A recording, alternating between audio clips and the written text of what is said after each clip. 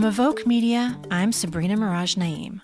With me is Cassia Binkowski, and this is Breaking Glass, a series of conversations with women around the world who are shattering glass ceilings and challenging social norms. They are audacious, gutsy, and their stories are echoed across borders and generations in a rallying cry that is changing the narrative for women everywhere. We're joined today by Brooklyn-based stand-up comedian Esther Steinberg. Esther has been in the comedy circuit since she was 16 years old, trying to make her way on stage at the One Comedy Club in Tampa, Florida. The message she received? No girls allowed. She then made her way to LA before eventually settling with her comedian husband in New York. Now, after having their first child and seeing how her life is changing as a new mother, Esther's body of work has changed as well. Sabrina, we are often having conversations with women around the world dealing with serious and sometimes somber topics. Esther brings some levity and comedic anecdotes to what it's like for a woman and a mother in the world of stand-up comedy and how her life experiences inform her comedic outlook. She's reflecting on how she's approached her career during parenthood and the pandemic, as well as the sexism she's endured and the confidence she's had to build up to find humor in the mess of motherhood. Take a listen.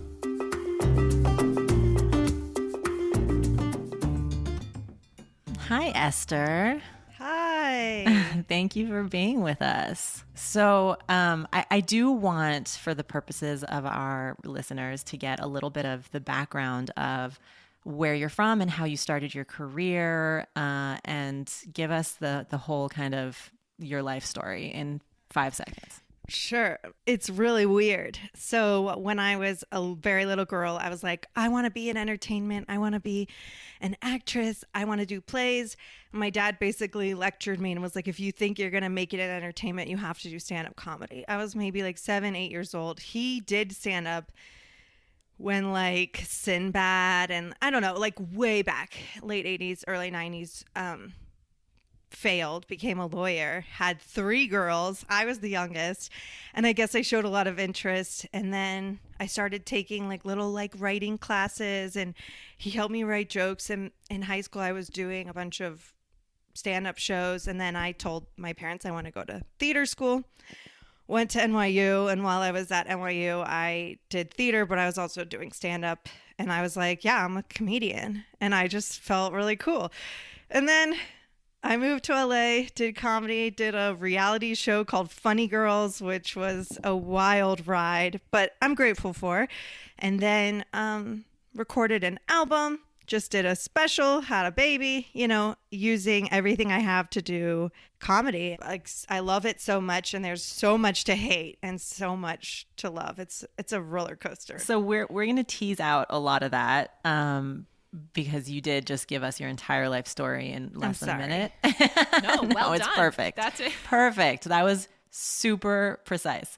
I just wanted to say that I think it's hilarious, the obvious connection between going from stand-up comedy to being a lawyer for your father, I think is really direct line right there.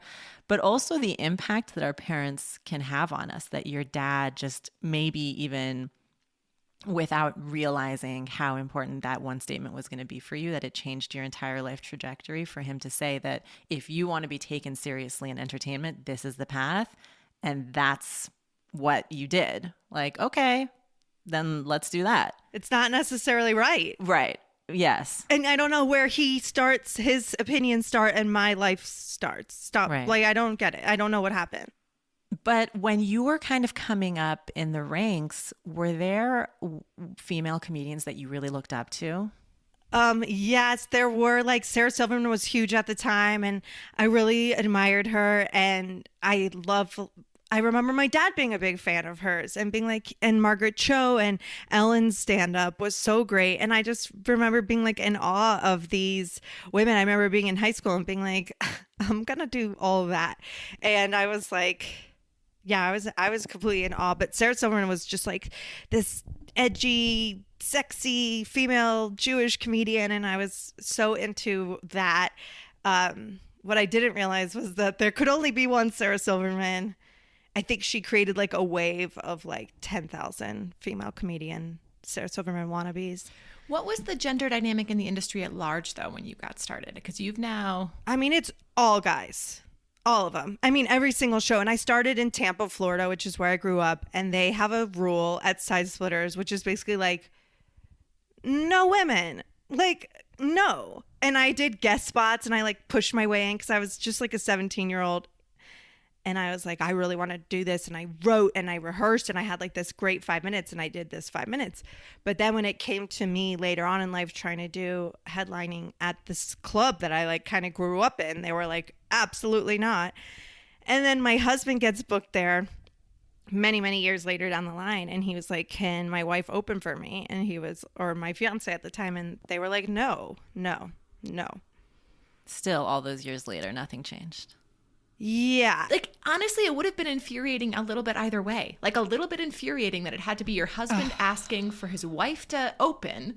Like, that, I would have been pissed. Awful. Right. And then they still said no. I know. I'm mad about it, but I've just somehow like kind of numbed myself to Tampa. Like I blamed it on the city I'm from. And then I created this hatred for Tampa. And yeah, it's like, it's not this woke city that I've moved on. Goodbye, Tampa. Tampa feels like, to me, there's like part of Tampa feels like Saudi Arabia. Like the equality, like women are less than, they're second in the comedy world. And they don't even have a comedy world. I'm not going to give them that. They have one club and they don't allow women. But you're not bitter. Not at all. I'm over it. At this point, I'm like, yeah, no. But you've since performed in LA and in New York. You live in New York right now. Are the gender dynamics so different in those places than they were in Tampa? So different. In the comedy world, there was still obviously like so many more guys. Like I was just surrounded by, that would be like 10 guys doing comedy and then I'd be there, or like a couple of women on an open mic and then 60 guys. So that's the way it was. And now I think it's evened out just a little bit. Yeah, and then the city of New York is just, women are more in charge of things. It doesn't have that like Southern Tampa feel. Which matters. Yeah. I just like, I always want to like, let's move on from my hometown. Let's not talk about Tampa. So, okay. So you grow up in Tampa. You go to school in New York. You kind of cut your teeth and get your career started in LA. Is that right? Yeah. A little New York and a little LA. And by the way, theater school was just like all gay men, just like championing, like just felt very heard by gay men. That was like, because that was my school. I was in theater school and I was like, yes. And they were smart and everyone was like into theater. And then I would do this weird thing and go do stand up at night. And then, yeah, I went to LA and I was like, I'm going to do it here. I had an incident at school. Oh, tell us everything. So I'm in acting school, which is all touchy-feely, but it's all gay men. Who cares? One of my teachers was trying to tell me how to do a sketch. We had one class of the 3 years that was even remotely, I was allowed to do comedy. They were like, you're not allowed to do comedy here. And then there was this one class, it was like a sketch class. And I was like in a conservatory, 3 hours a day, 3 days a week, 9 hours a day. That was for 3 years.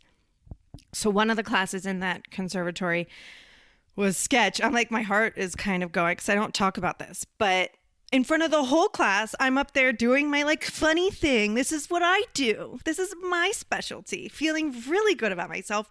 And my teacher touches me, gropes my boob in front of everyone and was like, almost like, why don't we do it this way? What if she was like, and the sketch was touchy-feely with a female, I don't know what the joke was, but it was another female and me, and we were like pretending to make out. I don't know. It was a stupid sketch. I'm allowed to do whatever I want.